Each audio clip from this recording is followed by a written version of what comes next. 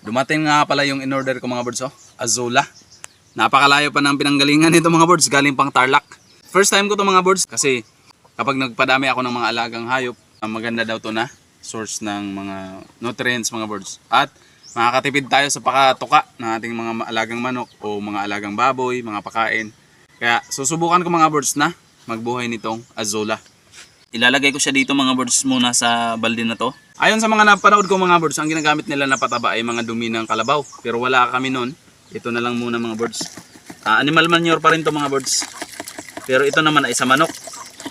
Di ko sure mga birds kung pwede ba to. Pero organic naman. Tapos dagdagan ko na lang nito mga birds o mga balat ng saging. Para mayroong ibang source ng nutrients. Nutrients mga birds. Kaya ito lang muna ang ilalagay ko. Para kahit pa paano ay meron siyang pampataba. Ano?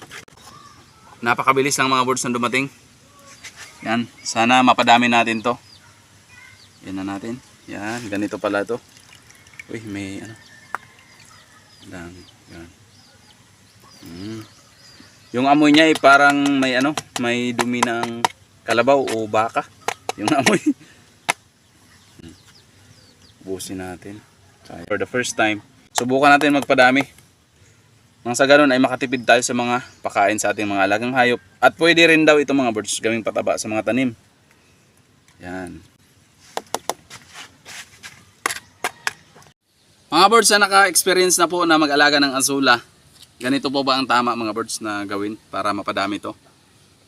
Comment nyo naman mga birds para magkaroon din tayo ng magandang ideya kung paano talaga padamihin ito mga birds. Yan.